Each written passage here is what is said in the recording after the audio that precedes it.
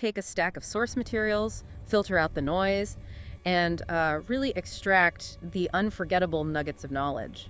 Today, we're zoning in on one specific event. That's right. It's an event that, according to our sources, was so public and so verifiable that it became, well, almost impossible for opponents to deny. We're talking about the healing of Bartimaeus, the blind beggar of Jericho. And we're not analyzing this as a miracle, not in the theological sense. We're analyzing it as a kind of historical affidavit. A historical affidavit. I like that. Yeah, because our sources detail why this particular transformation with a specific name, a high-traffic location, and a permanent medical condition created this unique historical challenge for anyone who wanted to dismiss it. Okay, let's unpack this then. Our mission is to really understand the historical verification points of this narrative. What makes the account of Bartimaeus, the son of Timaeus, a better historical claim than a generic description like, say, a sick person by the road? It's all about specificity and accountability. You have to think about the literature of the first century. Okay. Fictional stories, or those relying on folklore, they used generic labels, a beggar, a leper, a woman. Right, anonymous figures. Exactly. But when first-century writers were recording real events or testimonies, they used actual names. It was almost a journalistic convention, a subtle invitation for the reader to go check the facts. So the inclusion of the name Bartimaeus wasn't just color, it was a data point. It was a data point, precisely.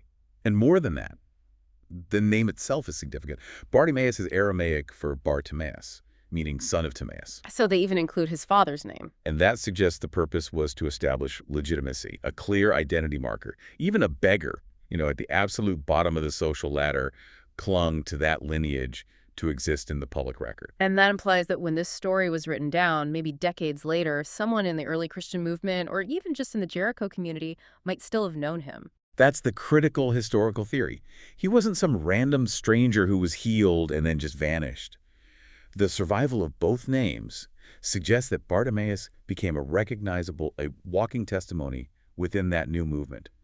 He was living proof. And his location just reinforces this point of public identity, doesn't it? I mean, this didn't happen in some hidden corner. It happened in Jericho. Right. And we have to get this picture of Jericho around 30 AD out of our heads. This wasn't a small town. What was it then? It was massive and strategically vital. Archaeologically, we know Herod the Great had built his opulent winter palace there. I'm talking pools, elaborate gardens, bathhouses. But its real importance was as a choke point. The choke point. It controlled critical trade routes. If you were a Jewish pilgrim traveling from Galilee in the north down to Jerusalem for Passover, you almost certainly funneled through the Jericho road system. So during the festival season, this road would have been chaos. Complete chaos. Functionally, a highway packed with tens of thousands of people, money, animals. It was a river of humanity. So Bartimaeus chose his spot by the roadside leading out of the city because that was the guaranteed maximum traffic flow. He positioned himself at the intersection of two worlds. The absolute optimum location for survival. And ancient sources confirm that beggars ruthlessly competed for these prime spots. So he was sitting right there, probably where the opulence of Herod's world met the desperate reality of the poor residential areas. When he shouted, he wasn't shouting to a few villagers. He was shouting to an international crowd. An international pilgrimage-driven crowd. Okay, to understand the sheer impossibility of what happened next, we have to grasp the brutal reality of his existence. What did blindness actually mean in the first century? It meant a life sentence, period. Based on contemporary medical papyri, we know that complete blindness in that region was overwhelmingly caused by untreated bacterial infections, most commonly trachoma. Trachoma, what is that exactly? It's a nasty infection. It causes the eyelids to turn inward, and the eyelashes then rub against the eye, slowly, permanently scarring the cornea. So the damage isn't just superficial. It's irreversible. Yeah. Once that corneal tissue is destroyed and scarred over, there is no hope. No surgery, no corrective lenses, no antibiotic treatment existed that could restore that sight. It was a permanent, life-ending condition. And the economic reality was just as brutal as the medical one, I imagine. Oh, absolutely brutal. We see this reflected in the Mishnah, the legal traditions that reflect practices of that era. Blind individuals were severely limited. They couldn't own productive land. They couldn't practice most trades. And critically, I read they couldn't even testify in a court of law. That's right. So he wasn't just poor. He was legally and economically disenfranchised. He had no social capital. And then you add the crushing social stigma on top of all that. Exactly. Popular theology at the time explicitly linked physical disability to sin. Bartimaeus' blindness wasn't just bad luck. It was widely seen as evidence of divine rejection. It was a source of deep public shame. So let's put him back on that chaotic road. During Passover, the noise, the dust, the thousands of moving feet. How did he even survive without sight? Survival was purely auditory and rhetorical. He couldn't see who was approaching, so he had to rely entirely on sound cues. He would have developed these sophisticated verbal strategies to cut through the noise-invoking religious obligation, appealing to sentiment just using sheer volume. He's in fierce competition with every other beggar for attention. Fierce. And then the commotion stops, or at least changes. He hears, "It's Jesus of Nazareth," and we see his first act of radical trust. He throws off his cloak. We have to pause on that image. Because that cloak was everything to him. Everything. It wasn't just clothing. It was his bank, his sleeping mat, his protection for the cold Jericho nights, his cushion from the dirt road. It was his single most valuable possession, his only security. When he throws it off, he's saying, I am not going back to my old life. It's an immediate physical demonstration of total commitment. He either trusted completely that he wouldn't need that security anymore, or he was so desperate he didn't care if it got stolen. He shed his entire life to meet this man. Now we get to the explosive political catalyst. He hears the name and shouts, Jesus, son of David, have mercy on me. Why is son of David so provocative? It's not a simple request for a blessing. It is a politically loaded, explicit messianic declaration. Son of David was the title reserved for the prophesied King of Israel, the one who would overthrow the Romans and restore the nation. So he wasn't just asking for money or healing, he was declaring this preacher as a revolutionary figure. Precisely. Bartimaeus had gathered enough information, from passing travelers to know what to ask for and how to ask for it. He was shouting, "The king is here!"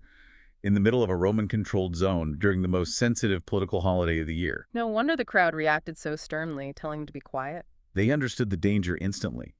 Shouting messianic claims publicly put everyone at risk of Roman intervention. A riot, arrests, worse. Their initial reaction was pure self-preservation. Shh, don't make a scene. They wanted him silenced because he was a threat. A threat to their stability.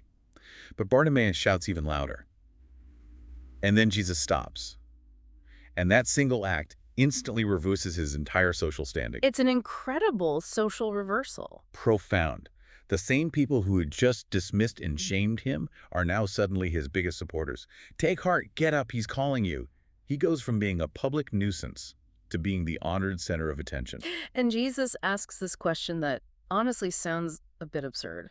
What do you want me to do for you? I mean, of course the blind man wants to see. But Jesus wasn't asking for information. He was performing an act of deep dignity. He was treating Bartimaeus as a person with agency, with choice, forcing him to articulate his own deepest need.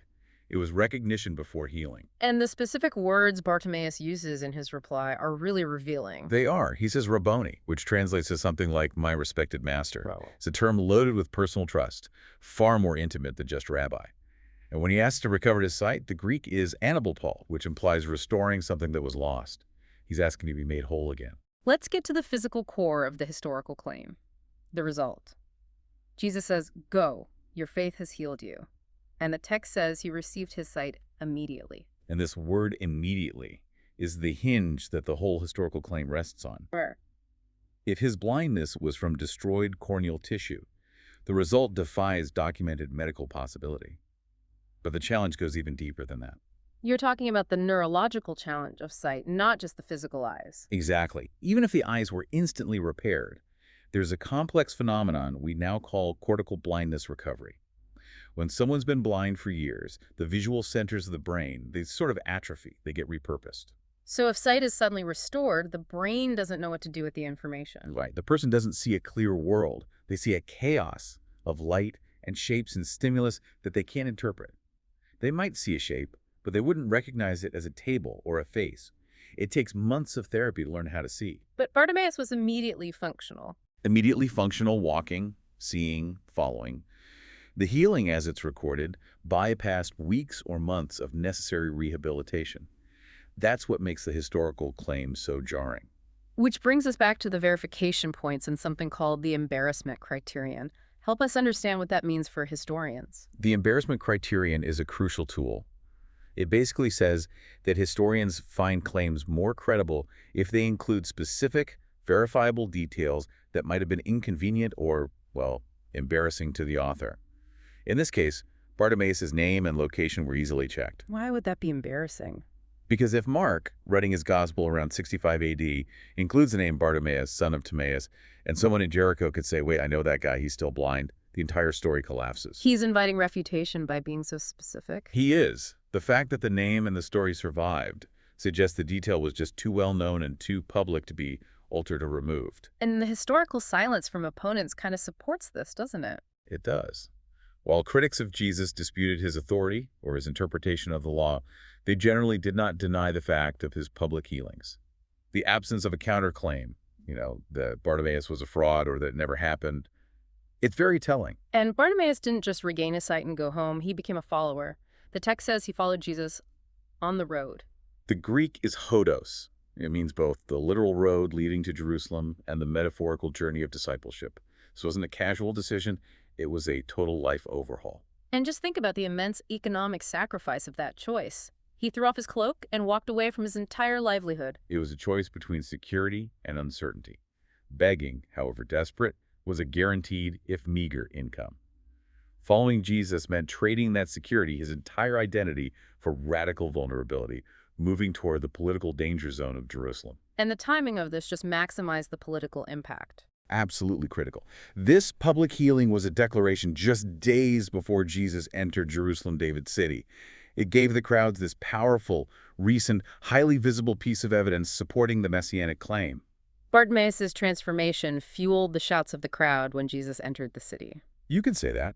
He went from being nobody, a public shame, to being living proof.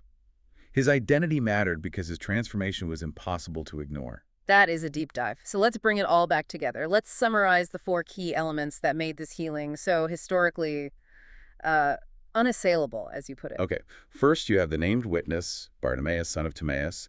Second, the documented public location, that crowded choke point of Jericho. Third, the public nature of the whole event, the call, the shame reversal, the crowd's involvement. And finally, the immediate, functionally complete transformation that defied the known medical realities of the first century. So what does this all mean? Bartimaeus' name survives not because he was powerful or wealthy, but because his transformation was a fact too big to cover up. He chose sight, and then he chose to follow, no matter the cost. Indeed. Bartimaeus walked away from his only source of security, his begging routine, to follow the man who healed him, knowing that road led directly toward confrontation and uncertainty. So here's the thought we want to leave you with for your own deep dive. Once you are confronted with evidence that you find undeniable, what part of your own life, your security, your identity, your comfortable routine do you choose to throw off in order to follow where that new sight leads?